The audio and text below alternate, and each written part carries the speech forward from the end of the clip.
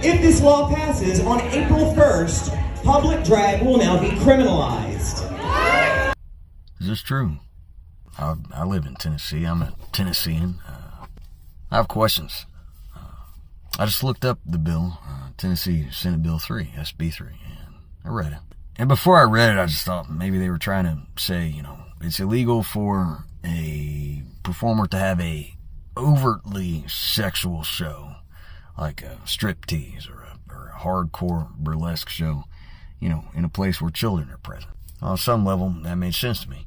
Then I actually read the bill, and those types of performers are in the list, but also in the list is something they refer to as a male or female impersonator performer. What is a male or female impersonator? And how do you discern if someone is one of those in a public place? I don't know, Tennessee, it kind of sounds like if you're at a grocery store and you see someone who, based on an article of clothing they're wearing, and some lipstick, and whether they have a physical attribute such as stubble, for example, that they could be in violation of the law and could go to jail. And that sounds suspiciously like they're trying to make certain types of clothing on certain types of people illegal. And that sounds suspiciously like a serious infringement on someone's First Amendment rights. I don't like that. I'm a big fan of the First Amendment. Actually, pretty much everybody I've ever met is a big fan of the First Amendment. So yeah, after actually reading the bill, it sounds like they intend to come for drag performers. Or they could. Sorry, I just got one more question. What is drag? So if old Hemsworth here shows up in Tennessee in a public place somewhere with a single fingernail painted, if this bill's passed into law, would he be breaking the law? All right, Halloween, what if I dress like this for Halloween? Because that's a skirt. How about this one? What about Harry?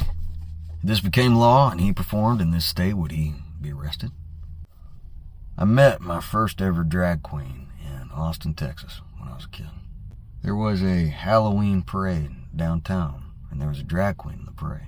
And I've never actually known what pronouns to use for drag queens, so I'm just going to use them.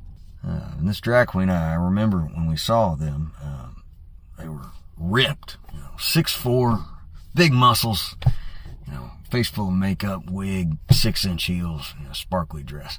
And we were laughing at them, not in a nice way.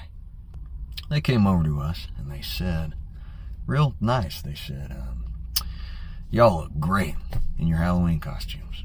I hope y'all have a good night. And we were kind of taken aback by them coming over to talk to us, and just kind of said, well, yeah, you look pretty wild yourself. And they weren't fazed at all. They said, thanks. I sure am having a great time, and I feel beautiful. And they did a little twirl, and then they handed us candy, a big handful of Tootsie Rolls and Sugar Daddies.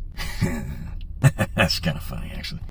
And we weren't laughing at them anymore after that. We kind of sobered up a little and said, well, I'm glad you're having a good time. Could we get a picture with you? And I don't know where this picture is. It's on one of my friend's phones from 18 years ago, so I don't have the picture. I'm sorry. But the drag queen leaned over, grabbed us in a big bear hug, took a group photo with us. They said their name was Crystal Rain. Sorry about the noise. I got the street sweeper out anyway. And then Crystal Rain waltzed off and rejoined the parade. I never forgot that memory. And when I read about all this stuff going on with the anti-drag bills, it kind of brought that memory up again.